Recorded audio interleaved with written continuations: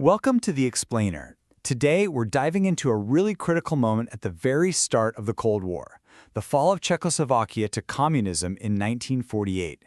And the big question, the one we're really digging into, isn't just how it happened, but who lost it. When you look at a map, it's so easy to think, of course Czechoslovakia fell behind the Iron Curtain. Look where it is. It seems inevitable, right? Well, the actual history is way more complicated than that. It's really a story full of these critical turning points and, frankly, some tragic missed opportunities. Okay, so let's get right into it. The argument we're exploring today is that this wasn't preordained. Not at all. Czechoslovakia's fate wasn't sealed by its location on a map. Instead, it was the result of a whole series of American fumbles, really crucial missteps, both on the battlefield and in the diplomatic backrooms, that basically handed the country over to the Soviets. All right, let's set the scene. We're going back to 1945. The war in Europe is literally just ending. And for Czechoslovakia, this is an incredible moment. It's a time of huge hope, but also, as we'll see, extreme danger. So here's what made Czechoslovakia so different. It was a real geopolitical wild card. I mean, think about it. Unlike Poland or Romania, which had already been carved up in those secret deals between the big powers, nobody had claimed Czechoslovakia. Its future was completely up for grabs. It was, in a very real sense, uniquely unaligned. And this is where we see the first, you could call it a fumble, a really critical one. General Patton's forces, they were just 50 miles from Prague, ready to go, but Generals Marshall and Eisenhower ordered them to stop. They just stopped.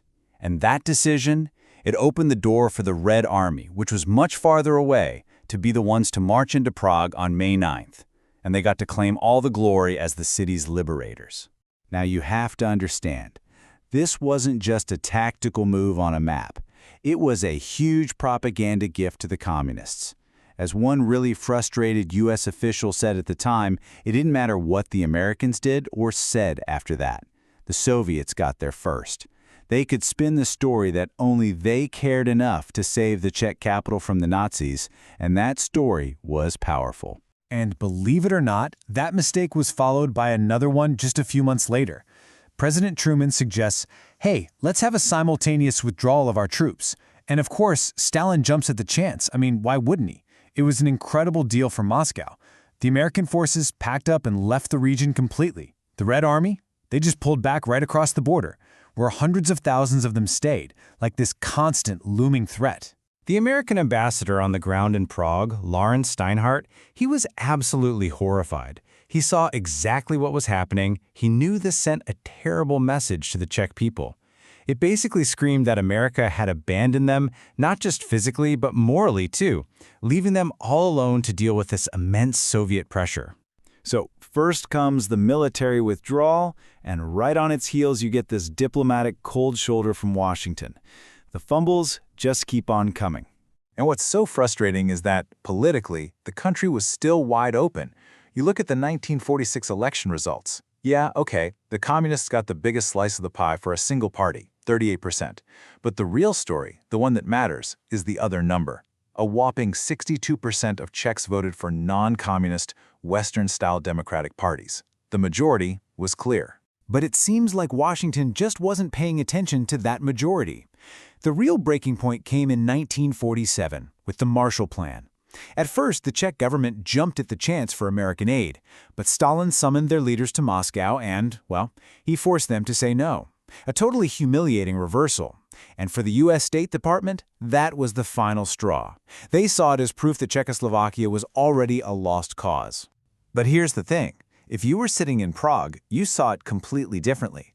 An advisor to the Czech president was furious, saying it was the idiots in Washington whose inflexibility was the problem. See, the U.S. had refused a simple request for wheat when people were going hungry. And who stepped in to prevent starvation? Russia. This quote, it just perfectly captures how the Czech Democrats felt like they were being shoved straight into Moscow's arms. So you have this perfect storm brewing, right? American indifference on one side and intense Soviet pressure on the other. It created the absolute perfect conditions for the communists to make their final move, and that came in February 1948. It kicked off with what seemed like a clever political gamble. 12 of the non-communist ministers in the government all resigned at once. Their plan was to force the hand of the Democratic president, Banash, to dissolve the government and call for new elections. Elections they felt pretty sure they would win. This turned out to be a fatal miscalculation. And from that moment, things happen with just shocking speed. A top Soviet official suddenly shows up in Prague to coordinate. The ministers resign. The army, which was now heavily influenced by the communists, declares its loyalty to the USSR. And then, poof. In less than a week, just 5 days, President Banash caved.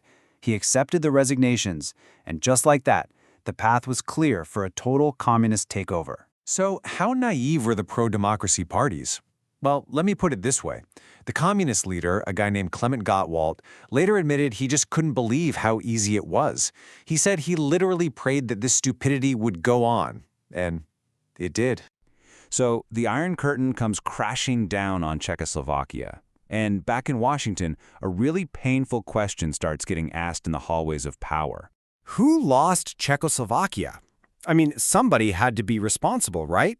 Inside the State Department, a huge debate blew up as everybody scrambled to explain this disaster.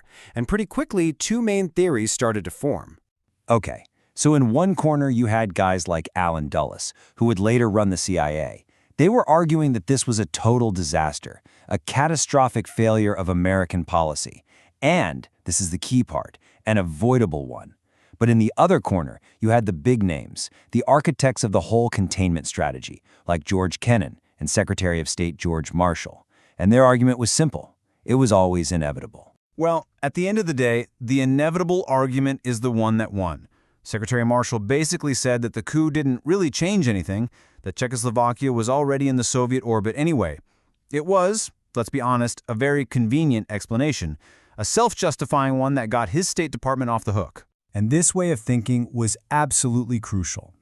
It meant that America hadn't lost Czechoslovakia, because you can't lose something that was never really in play to begin with.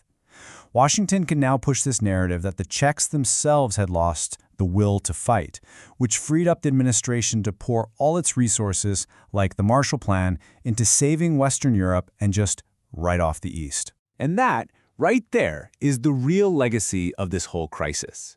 The fall of Prague wasn't just about one country. It was a brutal lesson that drew the battle lines for the entire Cold War. It showed everyone that there was no middle ground anymore. For the next 40 years, you were either with Washington or you were with Moscow. That dream of Czechoslovakia being a neutral bridge between East and West, it didn't just fade away. It was snuffed out, right there on the streets of Prague, in February 1948.